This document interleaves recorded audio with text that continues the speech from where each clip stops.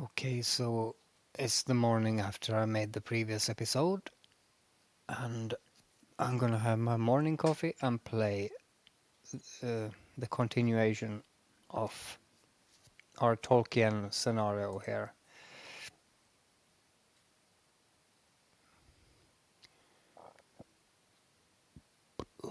So, in the previous episode, we defeated this Uruguay commander. We're playing the commander of a regiment of Rohan riders, 200 strong, and our scouts found an equally strong Uruguay regiment marching our way. They were camping and we made a surprise attack. The enemy commander engaged us and we had a long duel with him. In the end, our agility won out against his uh,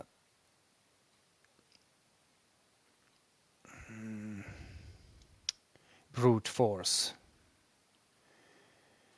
So yeah, he now lies dead on the ground, and we're gonna see how this continues now and what's gonna happen.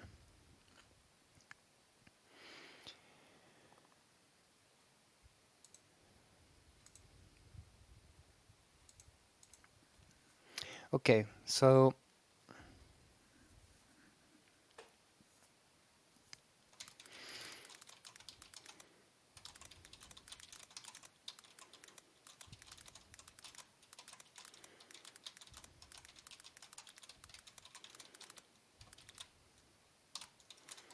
put them all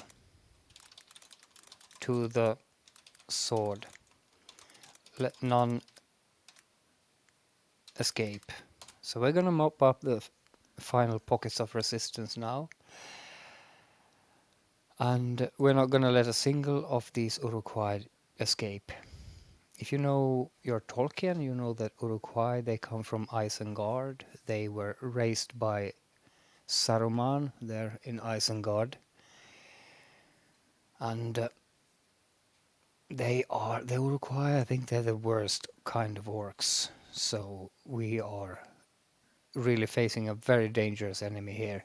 And this is probably the first battle in a long war. And I'm so looking forward to seeing how this plays out.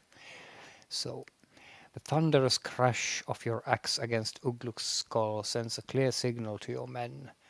The storm, wild and untamed, seems to respond with fervor, echoing the fierce determination coursing through your veins. For Rohan, you shout, your voice carrying over the din of the storm on the battlefield. It's very dramatic, but it kind of keeps repeating all these details about the storm constantly. It doesn't have to do that. And some parts are also a bit unclear, like when did I get off my horse here? Because at some point during the charge here and the attack, I got off my horse to fight this Uruguay leader. But it's okay. It's just a story. It's not like it's going to be a book like we're going to publish or anything. So it's really okay. Okay.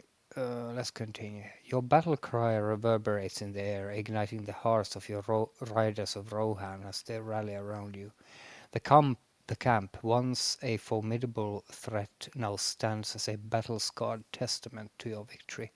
The rain continues to pour, each drop adding to the muddy chaos of the field. Press on, you command, your voice firm and resolute. Cut down any that remain. Yes, that's what we want.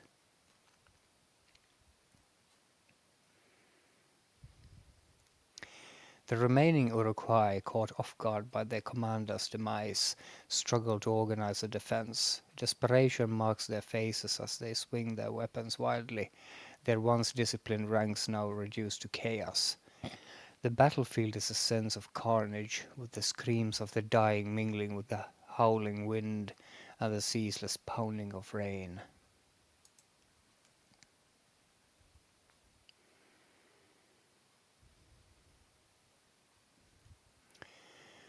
The rain lashes down, combining with the blood of the fallen to create a grisly, muddy mixture underfoot. Each swing of your axe adds to the grim spectacle, showcasing the might of Rohan and the resolve of its people. Your riders, emboldened by your victory over Ugluk, press the attack with renewed vigor.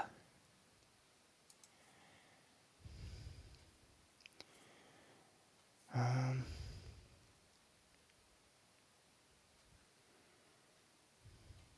See, now it keeps repeating itself, or rather, it's like it's caught in a place.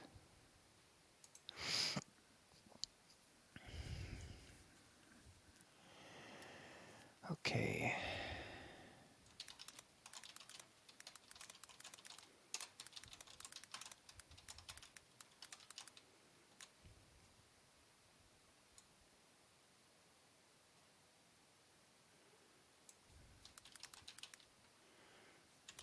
We charged the last stragglers.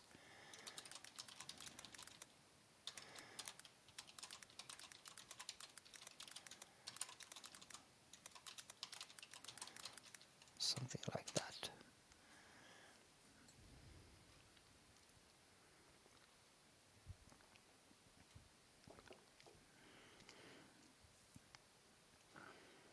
As you oversee the final moments of the battle, your eyes scan the field with a cold, calculated determination. The remaining, the remaining Uruguay, now leaderless and disorganized, present little threat to your seasoned riders of Rohan. The storm rages on, whipping the bloodied and muddied earth into a frenzy.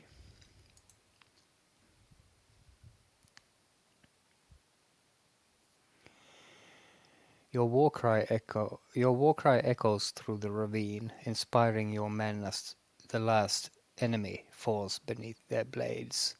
The rain, a constant companion throughout the battle, now seems to cleanse the air of the horrors that took place.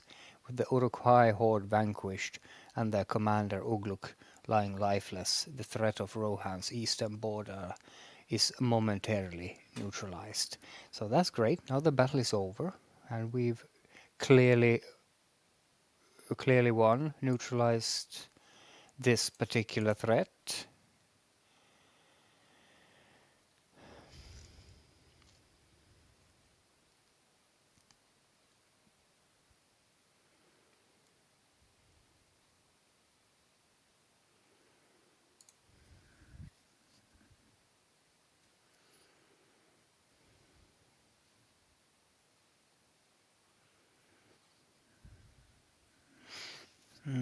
Yeah.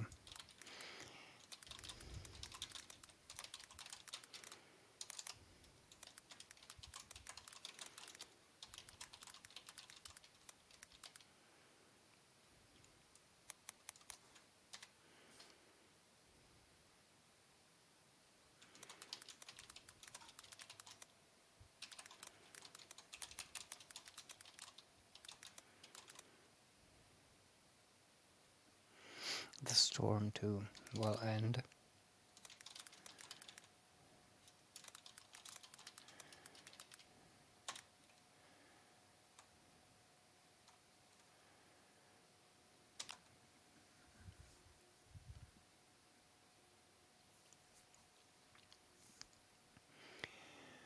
As the storm begins to abate, the air around you takes on a new eerie quiet. The raging winds subside to a gentle breeze, and the constant roar of thunder fades into the distance. The rain continues to fall, now more like a steady drizzle that dampens the sounds of the battlefield, but does little to wash away the bloodshed that has occurred.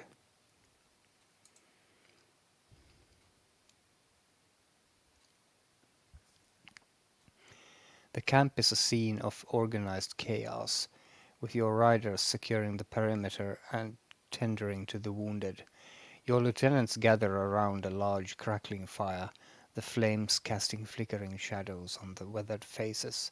The aroma of roasting meat and freshly brewed herbal teas fill the air, a comforting contrast to the carnage that transpired just a short distance away.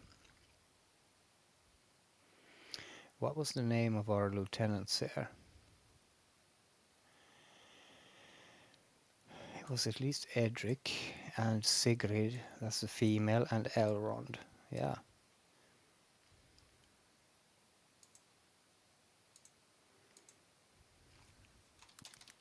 Edric.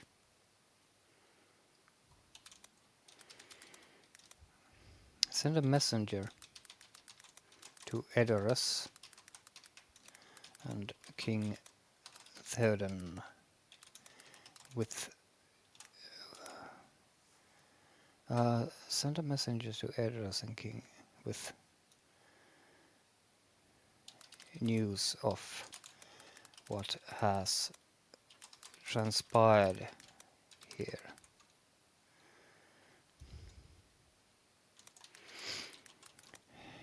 We will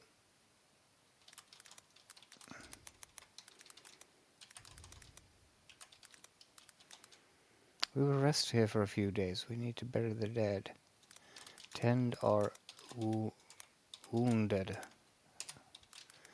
and bury our dead, our fallen.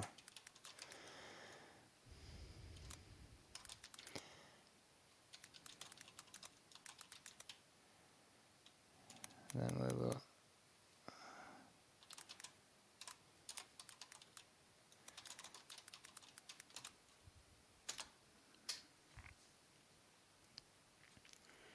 we need to send a messenger first to get the news to the king ASAP.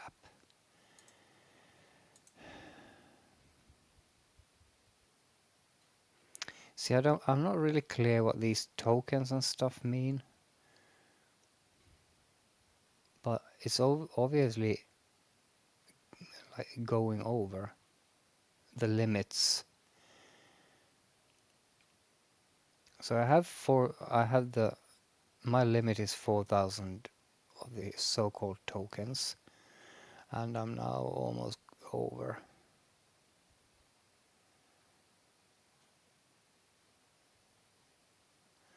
But I'm not really clear with what that means.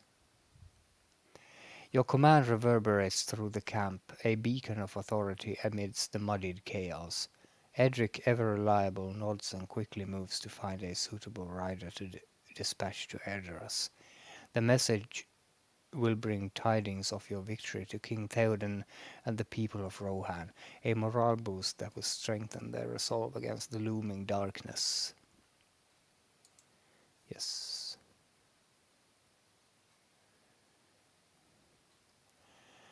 The camp settles into a rhythm, the tension of battle gradually fading as the warriors focus on their tasks.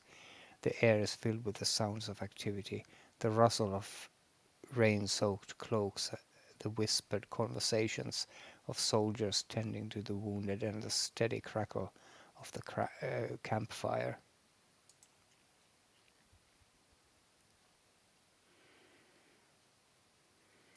Night falls over the camp, the darkness brought on by the storm now giving way to a clear star-filled sky. Your riders, exhausted but victorious, begin to settle down for the night. The flickering flames of campfires cast dancing shadows against the backdrop of the forest, illuminating the faces of your weary warriors.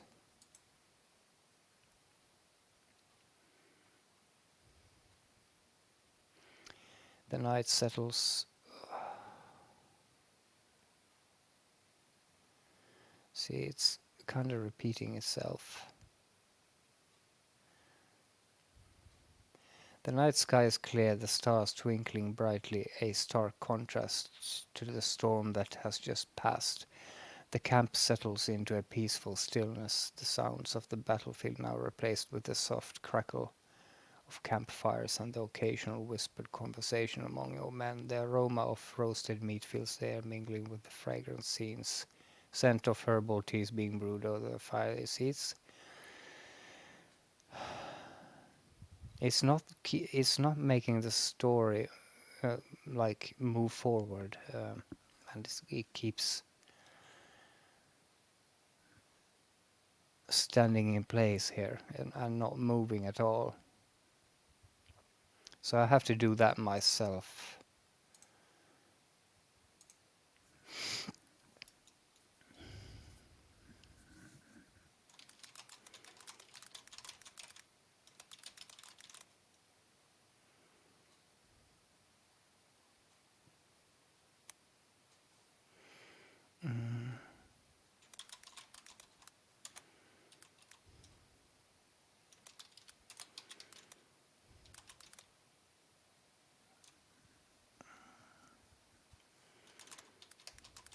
Let's see if we can move it on.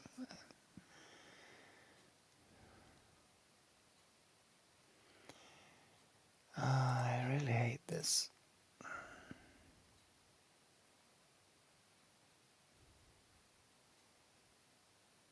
See, I wish there was some kind of an explanation, but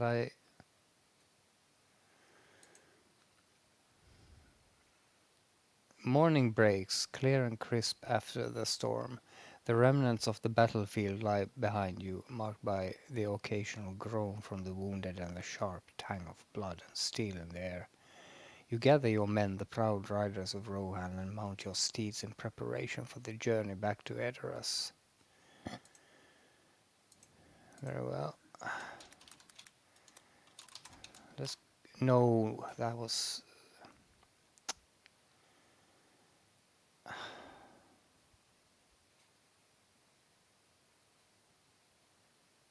Oh, let's remove that. March out.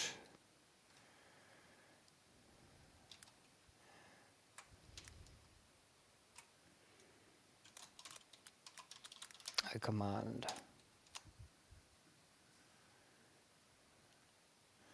So let's try to get to Edoras. Your voice rings out, clear and commanding, across the stillness of the early morning. March out, you shout, your words piercing the crisp air. The riders of Rohan, their faces marked by the battle scars and the fatigue of the previous night, respond with a unified roar. Your horse, Steldir, paws the ground restlessly, its powerful muscles cold and ready for the journey ahead.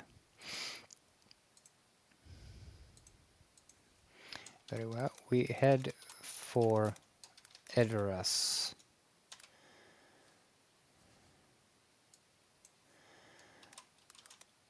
Our victorious regiment heads for Edoras with fluttering banners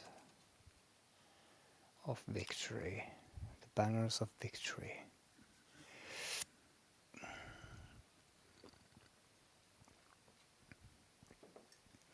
See, now the little triangle is gone, the little warning sign. I have to kind of research really what that means. Because I'm paying for this. I'm on level 2. There are the first premium level, I don't remember what it's called, but it's the basic one. And I am on level 2, which is called Adventure, I think. So this AI model has worked pretty well so far. We could try...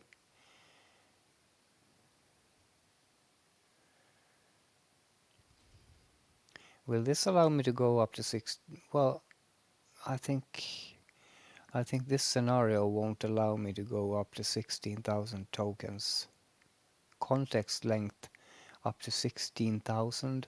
Well, I'm not getting that, am I? I'm getting 4,000.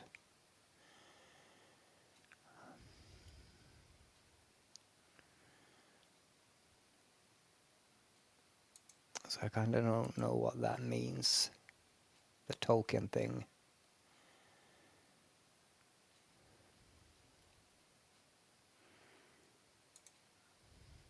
Yeah, here. Maximum number of tokens that can be sent to the AI model. So I'm on 4,000. We could try another one of these if we wanted to, but I think we're gonna stay on Pegasus for now.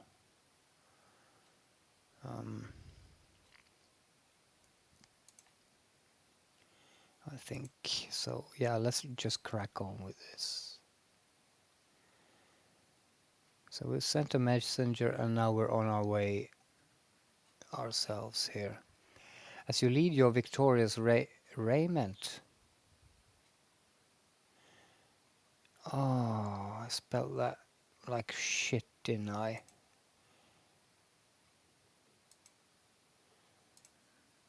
Regiment. Okay, so now what happened there?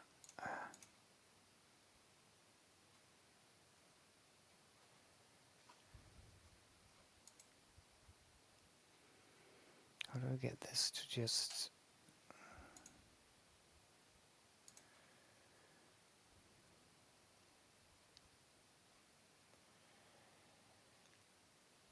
As you ride through the rolling plains of Rohan, the wind whips your cloak behind you, revealing the golden embroidery that marks you as a captain of the riders. The landscape stretches out around you, a vast expanse of green, studded with the occasional sentinel tree. The sun rises higher, casting long shadows over the riders, each one a proud member of the renowned Rohirrim. Yes.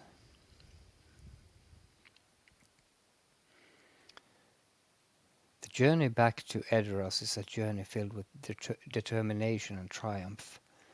The sun casts a golden hue over the plains, reflecting off the polished armor of your riders and the proud banners they carry. As you ride, you reflect on the battle and the victory you have achieved, knowing it marks a significant moment in Rohan's history. I won't say that, though. It was just 200 of the Uruk high. Yes, see, okay, so it's the story cards. It's the story cards uh, taking up all the space here, isn't it? Story cards. This action was only able to fit 3 of the 4 triggered story cards, 75%. Yeah, okay. I don't read. I don't really need to worry about that. It's still gonna generate me a story. It was just not able to include all the information from all the story cards. That's how I get this now, seeing this breakdown here. I don't know how to explain this token thing, but it's like you have a certain amount of, as I understand it, you have a certain amount of, well, space for the story. And that includes all these things now that it has to do while generating a single response. So it's using the memories, the story summary, author's notes, that's the one down here. And then it goes into the story cards here. And of course AI instructions, they're really important. But the story cards, there are so many in this particular story. Look, it's 551, and that's a huge amount. I think this is the scenario that has the most story cards I've ever played, I think. So there's a huge amount of them. So that's why I can't fit all of that information from all of those multiple story cards. It would need to generate this particular response. Like here's like the word Rohan here is a story card, and Edoras, of course, and so on and so forth. So I don't really need to worry about that little triangle. I'm good, but it's so ominous. Let's continue now. I'm digressing, but your horse's hooves thud softly against the damp earth as you advance through the verdant fields of Rohan. The landscape stretches out around you, a picturesque tableau of rolling hills and lush greenery, framed by the distant, majestic white mountains. The sun has risen higher, its warm rays pro- providing relief from the earlier chill and casting long golden shadows that dance across the plains.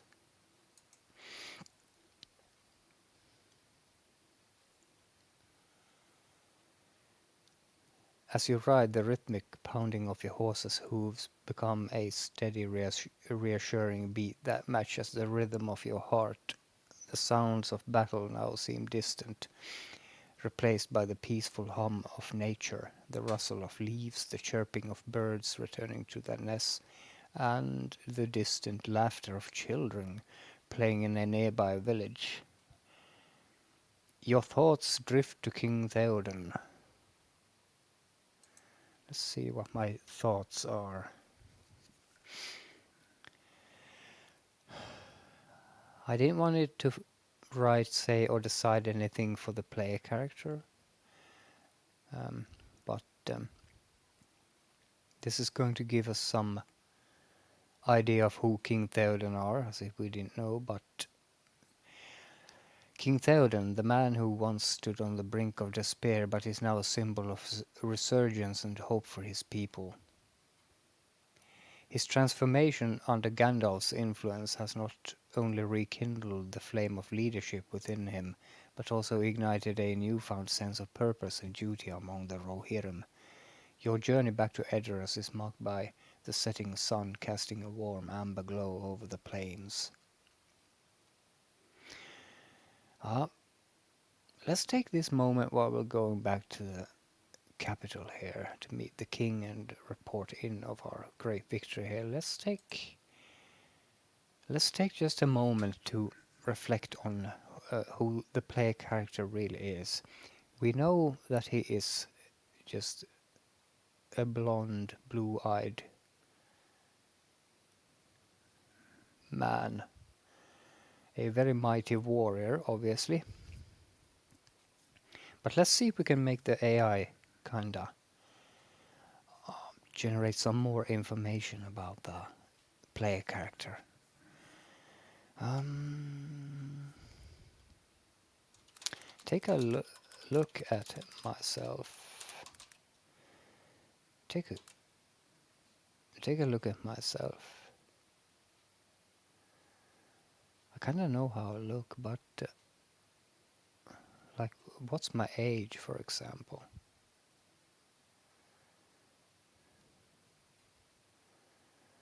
How do I get it to kind of organically create like a biography?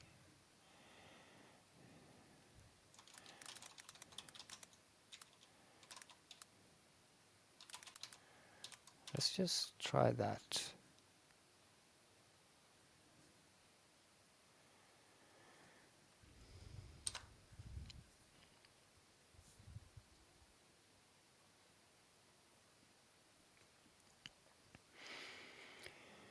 You pause in your thoughts, reflecting on your own journey as the sun begins to set. Okay, so we've been riding for a day now. Memories flood your mind and the details of your life shaping your identity as a Rohan captain. Born in the heart of Rohan in a small but sturdy homestead in the fold, your life was rooted in the rich traditions and values of your people. I like that.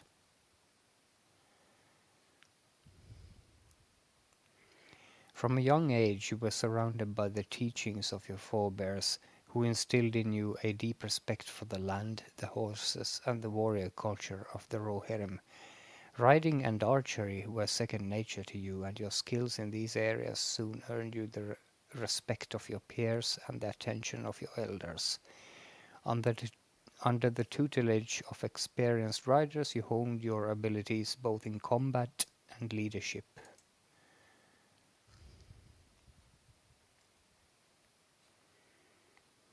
Your journey as a Rohirrim captain was marked by years of rigorous training and countless battles, each one shaping you into a formidable warrior and leader.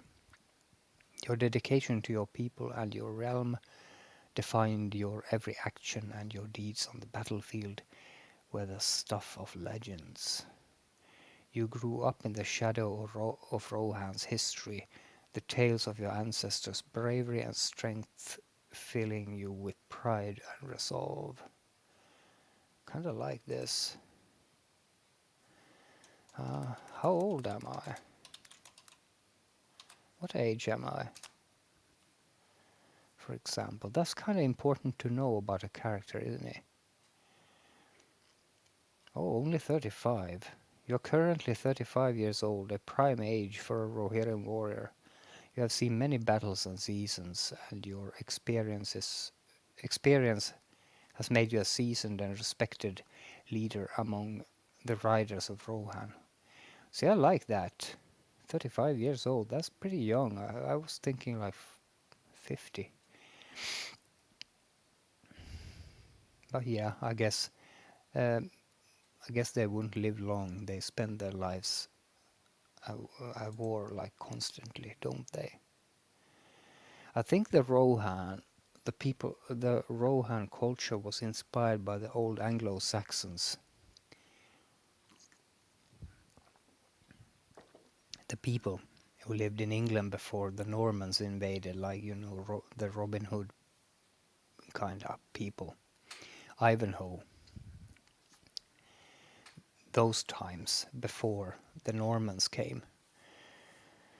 Um, and Tolkien, Tolkien, he was a professor.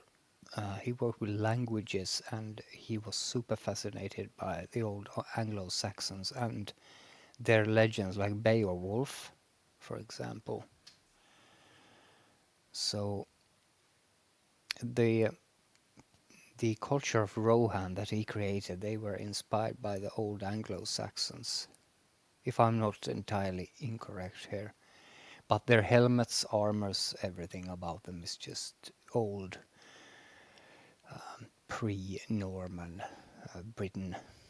It just screams of it, so I wouldn't be surprised if 90% of the inspiration for them was from real history. He was obsessed with languages. He even spoke Finnish, didn't he? And he was obsessed with the old Finnish legends, the Kalevala and stuff like that. And of course Arthur, the legend of Arthur in Britain and so on. And that's why the stories he created, that's why they are so good, because they're rooted in that immense knowledge that he had.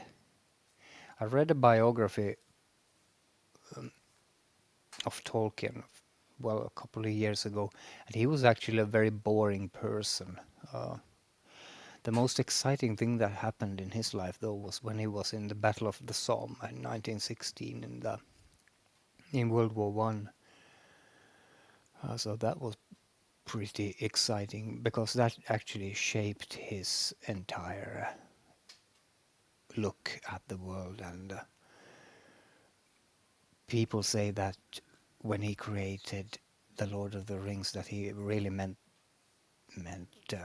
like Sauron and Mordor to be Nazi Germany, a symbol for Nazi Germany, but he didn't. He didn't intend that. That's not what he intended, but he was surely inspired by the events during World War One that he had witnessed himself. And the Battle of the Somme, if you know a little bit about World War One, you know what a hellish thing that was. The mud and the barbed wire and the machine guns and craters. I think at one point he hid in a crater on the battlefield, stuff like that. I think he was wounded or somehow taken ill, but he was moved back to the United Kingdom. I think he was in an office for the rest of the war. I think he had captain's rank or major. I don't remember, so don't take my word for it. But otherwise, he was kind of a boring character. He he was just a professor at Oxford, wasn't he? Oxford, yeah, I think it was Oxford. I should remember these things. Oxford or Cambridge, those are the two big ones. But I think it was Oxford. Yeah, he was a professor there for all his years, and he just invented these amazing stories and created this genre. We wouldn't have fantasy without him, so we owe him a great deal. An ingenious man, really, although he was a bit boring uh, throughout his life, but he was a genius for sure. Oh well, I'm digressing again, so let's continue with the story here now. As you ride through the verdant fields of Rohan, the sun casts a golden hue over the plains. Again, we get the golden hue, so it is repeating itself. Let's try to remove that.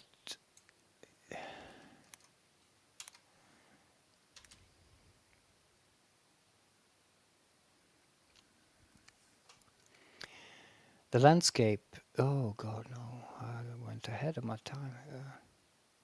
Golden hue over the plains, reflecting off the polished armor of your riders and the proud banners they carry. The landscape stretches out around you, a vast expanse of green, studded with the occasional sentinel tree. The distant white mountains frame the horizon, their snowy peaks glistening under the clear sky. Yeah, see, there's clearly some repeating going on. Let's see if we can make it work better without that particular word. But I don't think we're gonna be successful in that. So we have to kind of move it on ourselves here.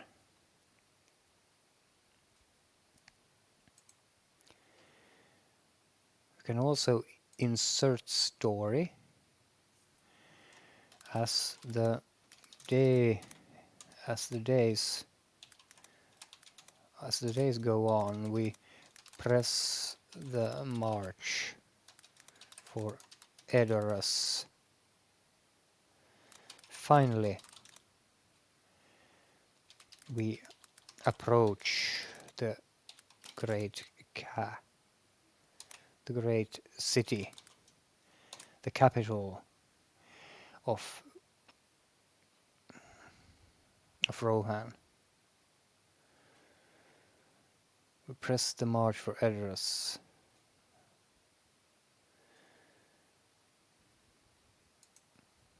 Let's insert that.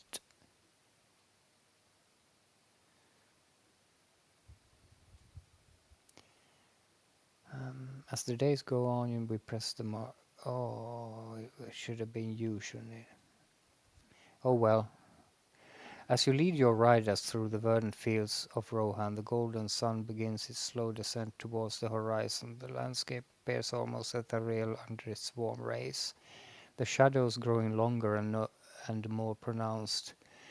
As the day progresses, the distant figures of Edoras come into view, and a sense of pride and determination fills the hearts of the riders. So now although there's a lot of questionable stuff in there, but now we're finally approaching Edoras here. Let's continue.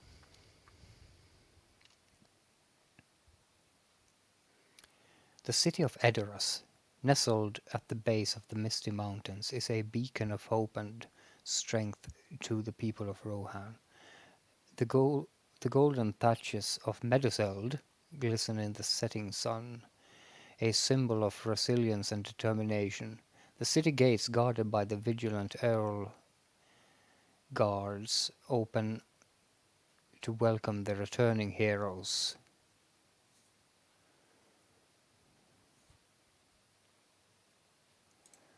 Great.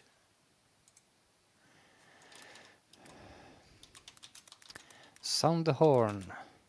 Oh, The usual spelling mistake. Sound the horn. Let us enter the city in triumph.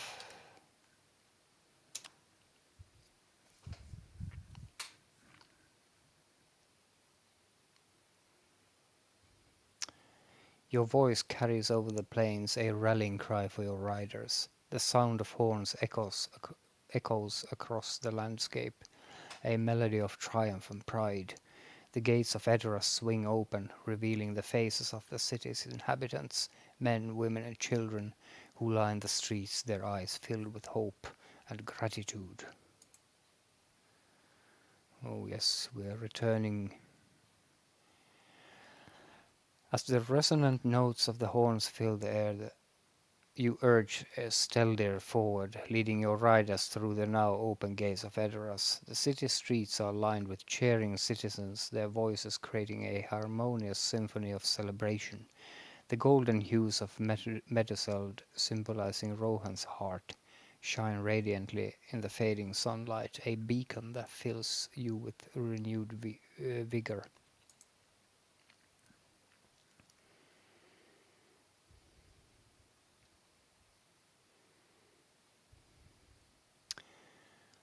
The air is thick with anticipation as you and your riders make your triumphant entrance. The golden thatches of... here we go with that again. Casts an inviting glow against the evening sky, reflecting off the polished armor of the Earl guards who stand guard at the gates. Well,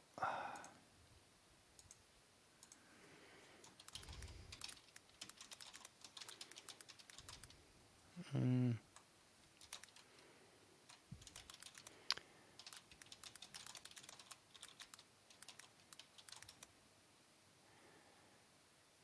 what's it called? Immediate audience with His Majesty the King.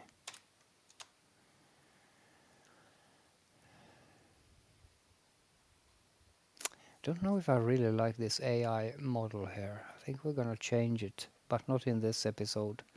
But I think I'm gonna change the AI model because this one, it might also be the AI instructions, but it just keeps saying the same sort of stuff here, and it keeps like standing in place. It doesn't move it forward, although I've inserted these things here. But I'm gonna try another, perhaps, or maybe just go back to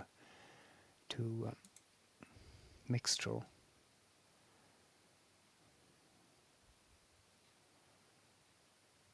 Can I do that? Let's just go back to Mixtro just for a bit. Let's see if we can get some better results. Let's retry that. So I'm now proceeding to Medusel, to the that's the royal palace. Um, where was the thing? See, now I have 8,000 tokens with Mixtro. So I think I'm gonna use Mixtro instead, because Mixtro is really good. You guide your horse Stelda through the bustling streets of Edoras, the cheers of the citizens echoing in your ears. The sun has dipped below the horizon, casting long shadows across the city. Your heart swells with pride as you lead your victorious riders towards Medusel, the golden hall of Rohan's kings. Let's continue on this and see. As you reach the entrance of Medusel, the Earl guards, recognizing your golden captain emblem, swiftly open the grand doors. The hall is aglow with the warm light of torches and fire pits, illuminating the intricate tapestries and carvings that adorn the wooden structure. The scent of roasting meat and fresh bread wafts through the air, mingling with the aroma of burning wood and wax. Sometimes these AI models just get um, really fascinated by certain words, like this like roasting meat and fresh bread wafts through the air. This is something I get in my Roman scenario that I've written myself. I get it all the time when I'm walking through Rome. It's just this roasting meat and fresh bread wafts through the air, wafts. So you kind of get that with these AI models. It just gets really fascinated by certain words and expressions. You can. I usually put in here that you are not allowed in the AI instruction that the AI is not allowed to use cliches. This wafts, that's one of the cliches. But for now, we're just gonna go with this. See if we can meet the king. You dismount Steldir and ascend the steps of the hall, your heart heavy with both triumph and the weight of your responsibility. The Earl guards stand at attention, their eyes reflecting the firelight as you pass. Upon entering the royal chamber, you find King Theoden and Gandalf engaged in a hushed conversation. Upon seeing you, Theoden's eyes brighten and he beckons you forward.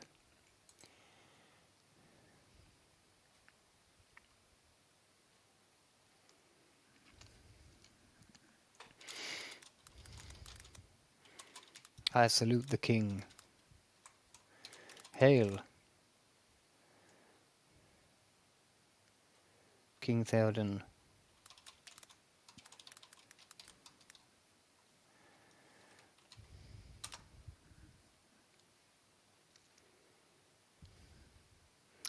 Hail, Captain, King Theoden responds, a warm smile spreading across his weathered face.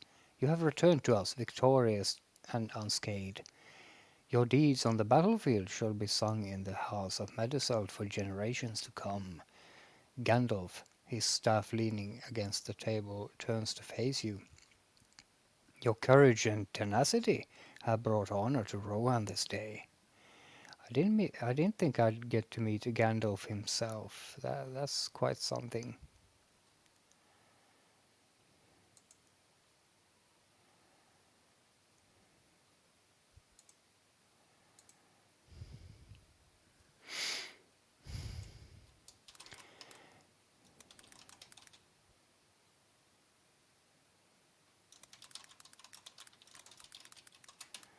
Your words honor me, Gandalf.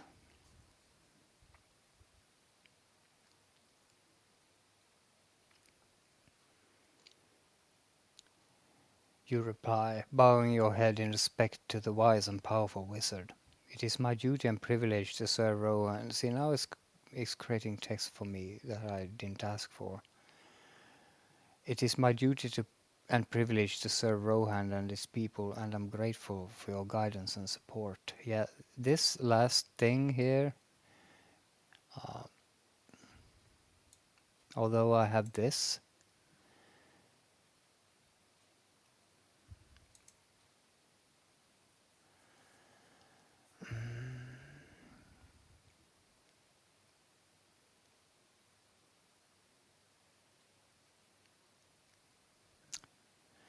well, oh well. Gandalf nods solemnly.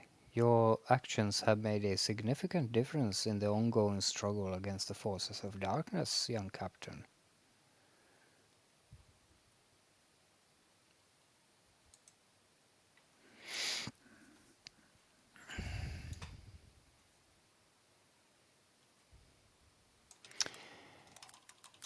We took out 200 of them. We did not. We did not.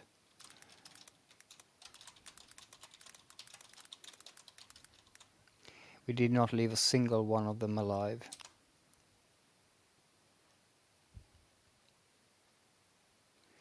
Theoden, the king of Rohan, raises his eyes from the parchment in front of him, acknowledging your words with a somber expression. Well done, my brave captain. You have served Rohan well in this battle. His voice, though tired, carries a hint of pride and gratitude. Gandalf, standing by Theoden's side, nods in agreement.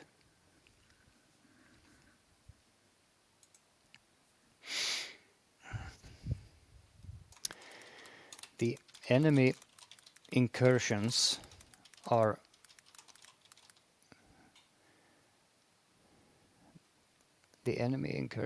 getting more frequent, my king.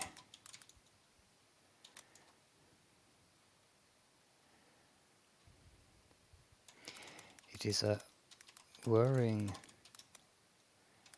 development.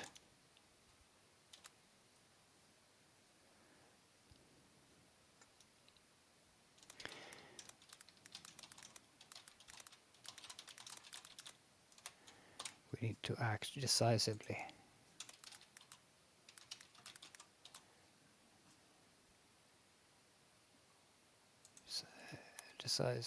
No, this.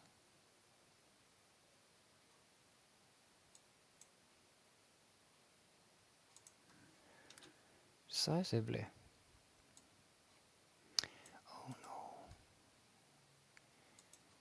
Oh no.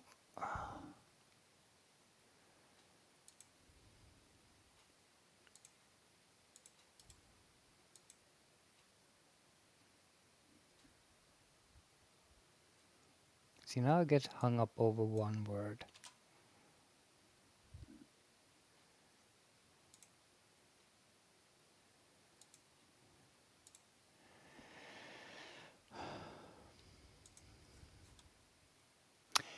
So the enemy incursions are getting more frequent, my king. It is a worrying development. We need to act decisively against them.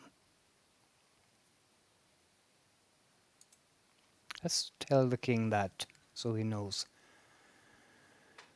Indeed, my brave captain, King Theoden responds, his eyes reflecting the gravity of the situation. Your concerns are not unfounded. I have been monitoring the situation closely and realized that we must take action before the threat escalates further. Gandalf, deep in thought, chimes in. The growing frequency of these attacks indicates a coordinated and concerted effort by our enemies.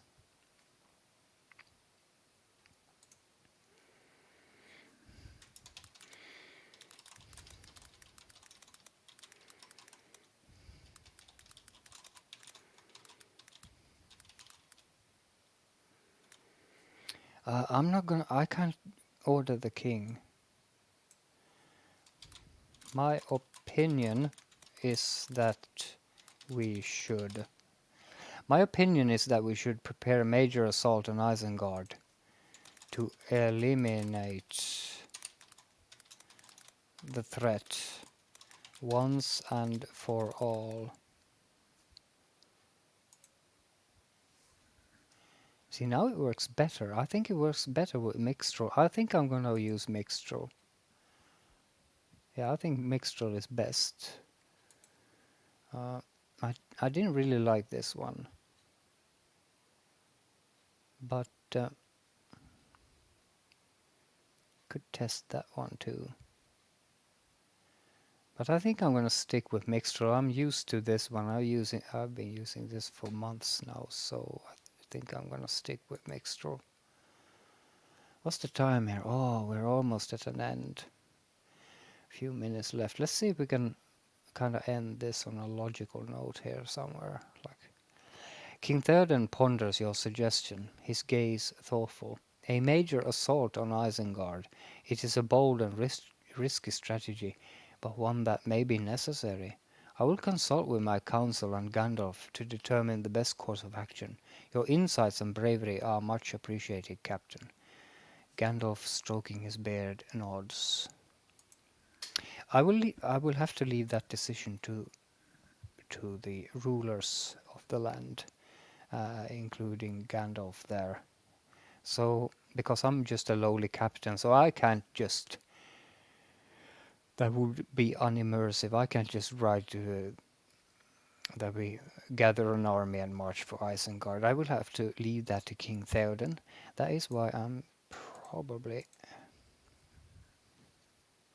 going to leave them to it and go back to my unit.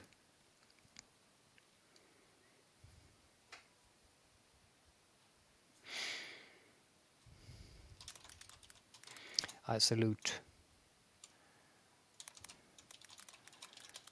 And Gandalf too. Oh, the kind.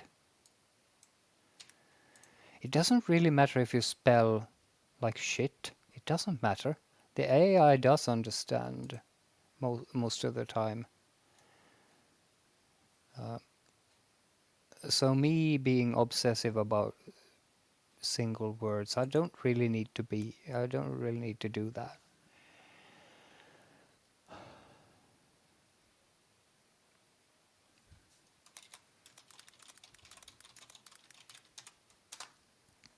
We're gonna leave.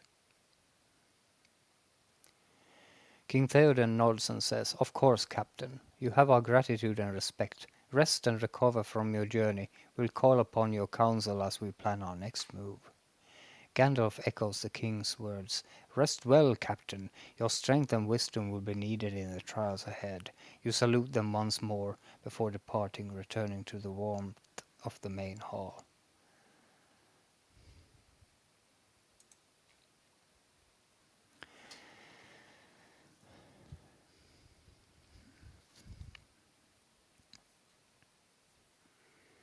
What was that?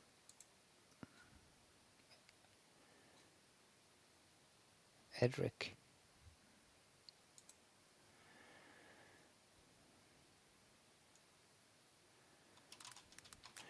Order.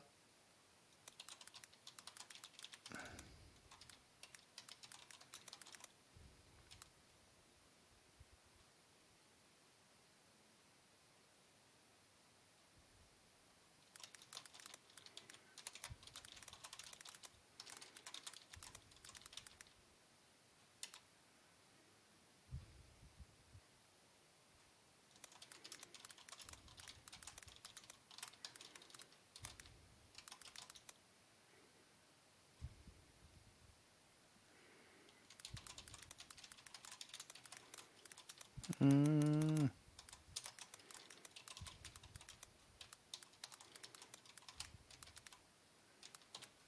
So I'm going to order the Lieutenant Edric to give the men in the regiment leave. We shall rest and recuperate while waiting for the king's further orders. We've done our bit. It's time to go to the tavern, I think. Let's see if we can go to a tavern. That would be a great place to end this. You approach Lieutenant Edric in command. Ensure the men are granted leave to rest and recuperate. We await the king's orders before taking further action. Edric nods, acknowledging your instructions, and moves to relay the message to the soldiers. As the riders disperse, you make your way through the bustling streets of Edoras, the citizens still celebrating your victory. Let's see if we can go to... I want to go to a tavern now.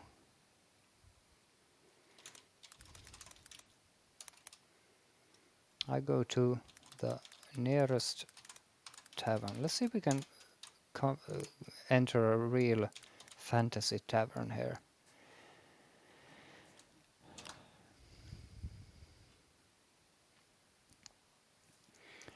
As you make your way through the bustling streets of Edoras, the laughter and cheers of the citizens filling the air, you spot the warm glow of a nearby tavern. The sign above the door, "The Golden Hall," swings gently in the cool evening breeze. The tavern, a favorite among the riders of Rohan, offers a place to rest, share stories, and enjoy well-deserved ale. I shall enter the tavern.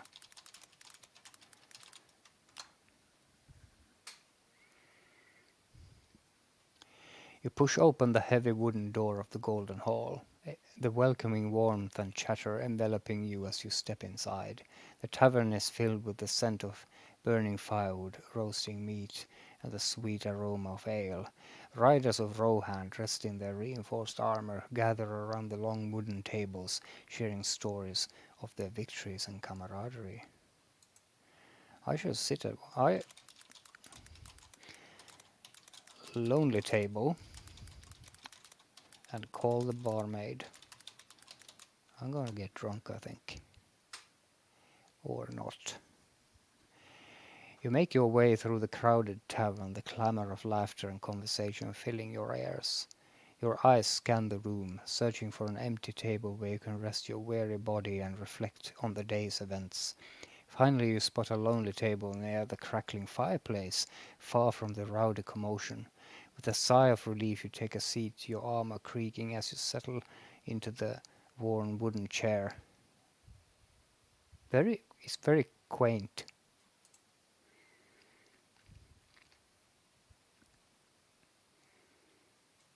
The barmaid, a sturdy Rohirrim woman with a friendly smile, notices your arrival and makes her way towards you.